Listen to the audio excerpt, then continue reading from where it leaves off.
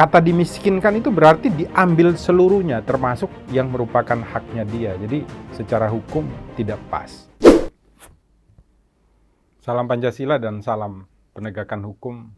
Ini menarik ya, kata-kata dari berita di Detik News ya, tentang perkaranya Indra Kents. Indra Kents bisa dimiskinkan dengan pasal pencucian uang, itu tanda tanya. Apakah? Ada sahabat Rumah Pancasila yang ngirim ya ke saya, kemudian minta Bang dikomentari. Yang pertama, poin 1, tidak pantas ya kita itu hadir untuk memiskinkan setiap orang. Jadi, kalau ada orang berbuat sebuah kejahatan, kemudian ada kalimat memiskinkan. Tidak boleh, karena tujuan daripada dibuatnya negara dengan dasar Pancasila, Undang-Undang Dasar 1945, dan semua aturan perundang-undangan yang lain itu adalah dalam rangka untuk membuat setiap manusia yang ada di Indonesia ini hidupnya makmur, nyaman, tentram. Nah, kata dimiskinkan itu berarti diambil seluruhnya, termasuk yang merupakan haknya dia. Jadi secara hukum tidak pas. Yang tepat adalah setiap hasil kejahatannya itu harus diambil kembali. Kalau itu kejahatannya dilakukan karena mengambil uang negara, maka harus dikembalikan kepada negara.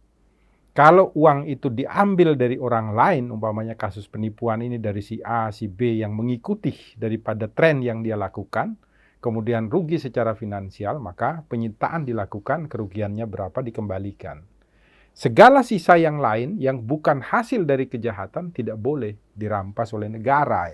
Itu sama saja dengan perampokan. Maka negara pun harus dihukum. Itu yang poin pertama.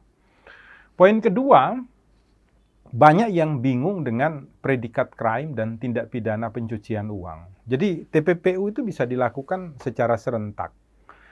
Ketika terjadi sebuah predikat crime, umpamanya predikat crime tentang penipuan, yang dilaporkan oleh si A atau si B atau si C, atau bersama-sama A, B, C, maka pada saat itu predikat crime-nya naik, kemudian ditemukan hasil penipuan itu dipakai untuk umpamanya membeli rumah, disamarkan dan lain sebagainya ya. Kita bisa lihat di Undang-Undang TPPU itu ada pasal 3, pasal 4, ada pasal 5. Dia berbeda-beda, disamarkan atau hanya dipakai beli barang atau disimpan dalam bentuk uang, itu masing-masing pasal itu berbeda.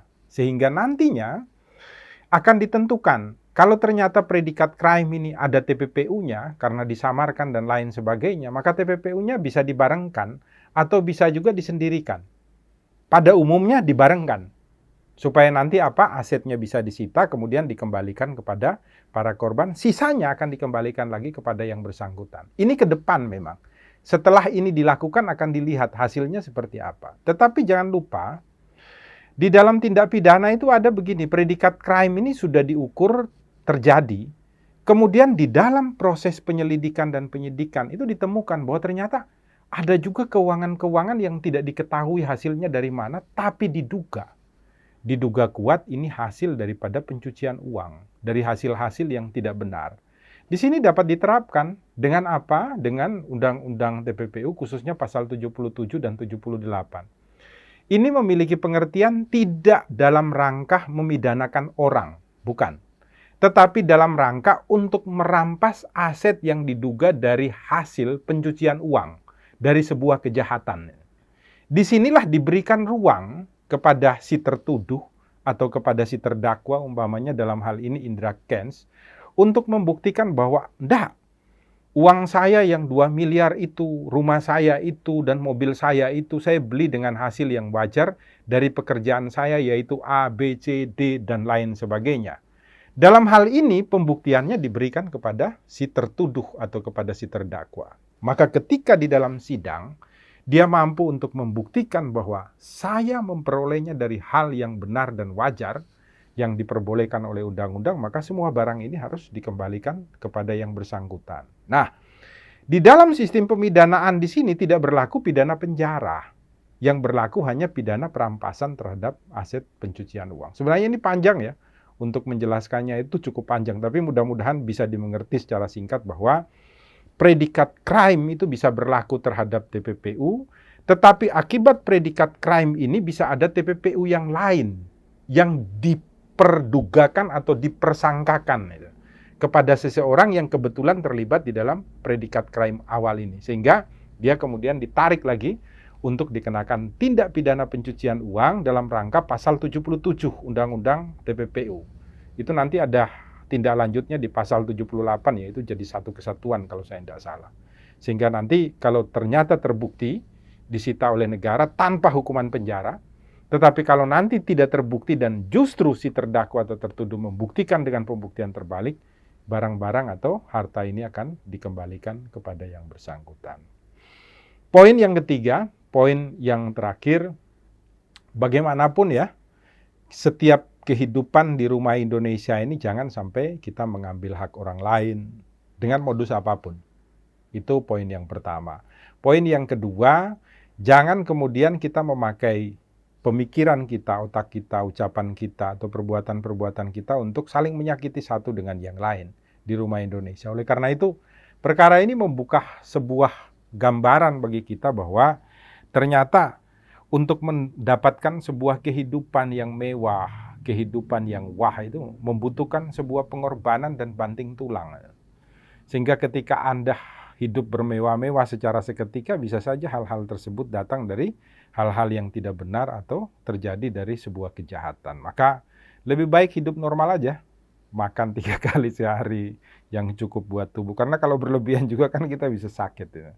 Kemudian punya motor, ya kalau bisa beli ya beli, kalau enggak bisa ya udah naik bis, kan disediakan juga sama negara ya. Banyak angkutan, bisa ngundang Gojek juga ya. Kalau tidak punya uang ya daftarkan diri Anda aja menjadi orang-orang yang bisa diberikan bantuan sosial ya oleh negara ya. Termasuk kalau tidak punya pekerjaan, daftarkan secara benar. Dan kalau ternyata Anda berkelebihan, tolong buka mata, buka telinga Anda, lihat yang berkekurangan dan berbagi dengan sesama. Jadi hidup mewah itu tidak nikmat dan tidak nyaman bagi kita semua, apalagi kalau didapat dari hal-hal yang tidak benar. Semoga nanti keadilan bisa terwujud bagi kita semua, termasuk saudara kita, teman kita, sang artis ya, Indra Kents, ke depan menjadi baik bagi kita semua. Salam Pancasila, salam penegakan hukum, buka mata, buka telinga, buka hati, selalu berbuat baik di rumah Indonesia. Sadar-sadarlah, hai penegak hukum, ruang sidang bukan penyiksa kebenaran. Sadar-sadarlah, hai penegak hukum, ruang sidang bukan pembunuh keadilan. Karena ruang sidang adalah untuk kebangkitan keadilan.